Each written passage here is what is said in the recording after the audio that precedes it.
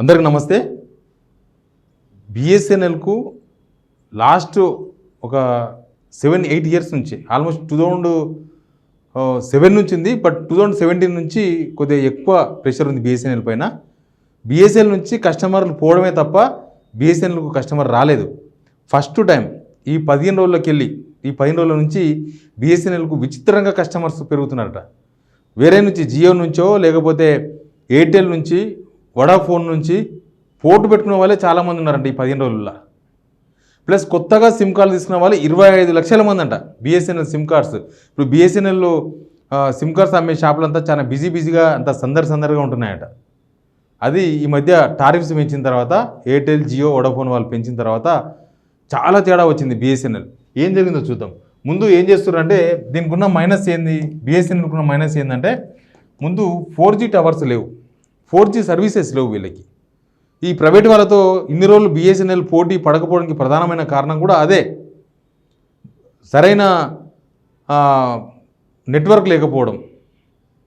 Last 2 years back 63,000 కోట్లతో బిఎస్ఎన్ఎల్ను ఏదో చేద్దామని కేంద్ర ప్రభుత్వం ఏదో ప్రయత్నం చేసింది. బట్ దానికి కొంత ఇన్ఫ్రాస్ట్రక్చర్ అయితే సమకూరింది బిఎస్ఎన్ఎల్కి. దానిలో ఇప్పటికి కూడా 67,000 మంది ఎంప్లాయీస్ పనిచేస్తున్నారు బిఎస్ఎన్ఎల్ దేశవ్యాప్తంగా. బిఎస్ఎన్ఎల్ నష్టపోయినా, బిఎస్ఎన్ఎల్కు కస్టమర్లంతా వెళ్ళిపోయినా బిఎస్ఎన్ఎల్ ఉద్యోగులకు మొత్తం జీతాలు ఇస్తూ వచ్చింది. బట్ ఇప్పుడు బిఎస్ఎన్ఎల్కు మంచి రోజులు వచ్చినట్టుగా కనిపిస్తుంది. అందుకే 4G టవర్స్ ఏర్పాటు చేసుకునే పనిలో బిజీగా ఉంది బిఎస్ఎన్ఎల్. దానికి సంబంధించి రకరకాల ప్రభుత్వ రంగ సంస్థలు లేకపోతే ప్రైవేట్ వాళ్ళతోన కమిట్మెంట్లు, ఈ ఫైనాన్షియల్ అసిస్టెన్స్ ఇవంతా కూడా చాలా బాగా ప్రోగ్రెస్లో ఉంది.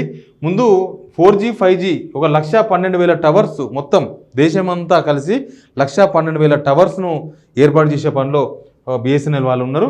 ఈ కంపెనీలతో టీసీఎస్తో, తర్వాత తేజస్ నెట్వర్క్స్, తర్వాత ఇంకా కొన్ని కంపెనీలతో అగ్రిమెంట్ ఆల్రెడీ పాత అగ్రిమెంటే ఉంది. బట్ అది ఇన్యాక్టివ్గా ఉండే ఇప్పుడు యాక్టివ్ చేసుకున్నారు. బిఎస్ఎన్ఎల్ మిగతా వాటికి పోటీగా, ఎందుకంటే జనం ఇప్పుడు ఆదరిస్తున్నారు. మిగతా టారిఫ్స్తో పోలిస్తే ఈ ఎయిర్టెల్లో జియోనో వాళ్ళతో పోలిస్తే బిఎస్ఎన్ఎల్ చాలా చీప్గా కనిపిస్తుంది. నిజానికి ఇప్పటికి కూడా బిఎస్ఎన్ఎల్ గ్రామీణ ప్రాంతాలలో మంచి నెట్వర్క్ ఉంది. ఇప్పుడు కూడా ఫోన్ వరకు ఓకే, కానీ ఇంటర్నెట్ కాడికి వచ్చే వరకు కొద్దిగా ఎనుగాడు ఉంది. అందుకే వాళ్ళు 4G 5Gకి వెళ్ళిపోయే ప్రయత్నం చేస్తున్నారు. ఇప్పటి వరకు 2.5 లక్షల మంది 15 రోజుల్లో వివిధ ఆపరేటర్స్ నుంచి బిఎస్ఎన్ఎల్కు ఆల్రెడీ పోర్టు పెట్టుకున్నారు. ప్లస్ 25 లక్షల మంది కొత్తగా బిఎస్ఎన్ఎల్ సిమ్ కార్డు తీసుకున్న వాళ్ళు ఉన్నారు ఈ 15 రోజుల్లో. ఈ టారిఫ్స్ ఒకసారి చూడండి ఎంత విచిత్రంగా ఉన్నావో.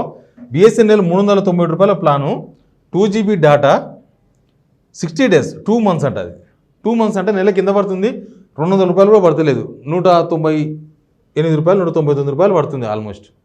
ప్లస్ అదే జియోకి వస్తే 349 rupees, 2.5 GB for day data. చూస్తే ఓన్లీ 30 డేస్. అంటే ఇది 200 రూపాయలు పడుతుంది అనుకుంటే ఇది 150 రూపీస్ ఎక్కువ పడుతుంది. డేటా 5 GB ఎక్కిచ్చిండు, అంతే 0.5 GB, అరే GB, 1 GB కూడా కాదు ఎక్కిచ్చిండు. మిగతా అంతా సేమ్ 30 డేస్కి ఇచ్చిండు. ప్లస్ ఇది చూడండి ఎయిర్టెల్ చాలా ఉన్నాయి, వీళ్ళవి చాలా ఉన్నాయి, వాళ్ళవి ఆఫర్స్ చాలా ఉన్నాయి, ప్లాన్స్ అవన్నీ కూడా. ఏ టారిఫ్ చూసినా కూడా ఇది బెటర్ టారిఫ్. నేను అందరికీ అవైలబుల్గా ఉండే టారిఫ్ గురించి అండర్ 400 రూపీస్ లోపల ఉన్న టారిఫ్ గురించి మాత్రమే టాలీ చేస్తున్నాను నేను. ఇదే ఎయిర్టెల్ చూడండి 400 రూపీస్ అంట. 400 రూపీస్లో ఓన్లీ 28 డేస్. ఈయనకు మంత్లీలో ఎయిర్టెల్కి 30 రోజులు కాదంట, 25 రోజులే. మరి ఎయిర్టెల్లో ఉద్యోగులకు 25 రోజులకు జీతాలు ఇస్తారా? ఇవ్వరు. జీతాలు మాత్రం 30 రోజులకే ఇస్తారు. ఎయిర్టెల్లో పనిచేసే మా ఫ్రెండ్స్ చాలామంది ఉన్నారు. వాళ్ళంతా చెప్తారు 25 రోజులు లెక్క పెడతారు. తర్వాత 3 నెలలు అంటే 84 రోజులు లెక్క పెడతారు. 90 రోజులు యాక్చువల్గా 3 నెలలు అంటే వాళ్ళ వర్కింగ్ మాత్రం 90 రోజులే ఉంటుంది. కానీ వీళ్ళకు టారిఫ్స్ మాత్రం 84 డేస్ ఉంటుంది. వీళ్ళ క్యాలెండర్స్ అంతా డిఫరెంట్. మన తెలుగు క్యాలెండర్ కాదు, ఇంగ్లీష్ క్యాలెండర్ కాదు, ఇంకేం క్యాలెండర్ వీళ్ళది. అట్లా 2.5 GB ఇచ్చిండు.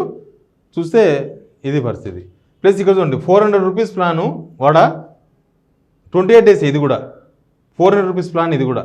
కాకపోతే ఇక్కడ కొంత ఇక్కడ ఇదిగోండి ఇన్కమింగ్ కాల్స్ 200 డేస్కి వస్తాయంట. ఇన్కమింగ్ కాల్స్ మామూలుగా మన సంగతి తెలుసు కదా, రీఛార్జ్ చేయకపోతే ఇన్కమింగ్ అవుట్ గోయింగ్ 2 కట్టు. జియో వాళ్ళు కొంత ఇన్కమింగ్ ఇస్తున్నారు. బహుశా దానికి కూడా ఏదో ఒక సున్నం పెడతారు ఏదో ఒక పూట. ఎందుకంటే వాళ్ళు ఏది ఉత్తగా ఏదలుచుకోవాలి. ఇప్పుడు జియో వాళ్ళంతా జనాల మీద పడ్డారు. జియో ఫస్ట్లో ఫ్రీగా ఇచ్చిండ్రు, తర్వాత కొంత మిగతా వాళ్ళకు పోటీగా ఎయిర్టెల్ అట్లాంటి వాళ్ళకు పోటీగా తక్కువ రేట్లలో ప్రైస్ సేవలు అందించారు. తర్వాత ఇక పెంచుకుంటూ పోయినరు.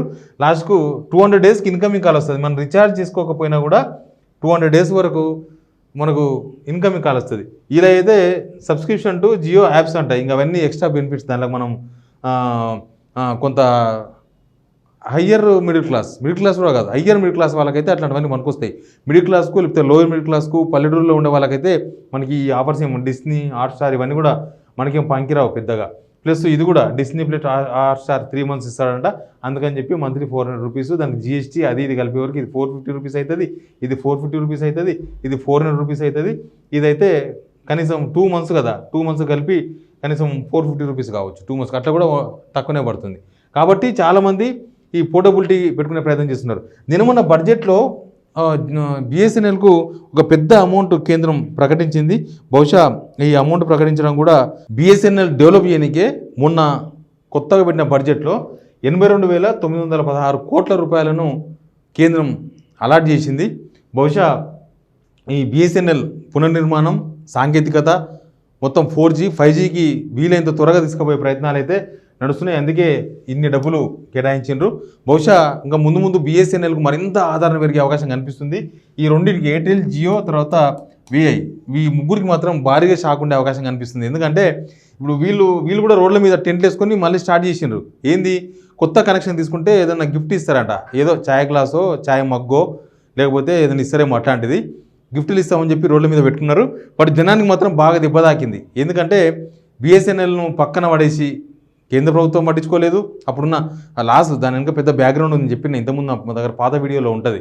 బిఎస్ఎన్ఎల్ ఎందుకు ఈ స్టేజ్కి వచ్చింది. ఒకప్పుడు బిఎస్ఎన్ఎల్ తప్ప ఏం లేవు, కానీ ప్రైవేట్ రంగ సంస్థలు వచ్చిన తర్వాత బిఎస్ఎన్ఎల్ ఎట్లా కుదేలైపోయింది, బిఎస్ఎన్ఎల్ అసలు మొత్తానికే మూసేస్తారనే స్టేజ్కి ఎందుకు పోయింది అనేది నేను పాత వీడియోలో చెప్పిన.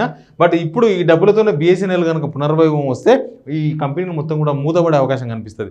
ఎందుకంటే జనాన్ని పీక తింటున్నాయి, జనాల రక్తాన్ని తాగుతున్నాయి. వాళ్ళ అవకాశాన్ని బట్టి జనాల వీక్నెస్ను క్యాష్ రూపంలో మలుచుకునేందుకు ఈ ప్రైవేట్ కంపెనీలన్నీ కూడా పీక తింటున్నాయి. వాళ్ళ టారిఫ్స్కు అసలు పగ్గాలు లేవు. వాళ్ళ ప్లాన్స్ ఏందో వాళ్ళ కథలేందో తెలియదు. కానీ బిఎస్ఎన్ఎల్ కనుక నిజంగానే మంచి సేవలు అందించగలిగితే, వీళ్ళు అనుకుంటున్నట్టుగా వీళ్ళంత తొందరగా 4G, 5G నెట్వర్క్స్ కనుక పెంచగలిగితే బిఎస్ఎన్ఎల్కి మాత్రం మంచి రోజులు రాబోతున్నట్టుగా కనిపిస్తుంది. Please subscribe signal TV.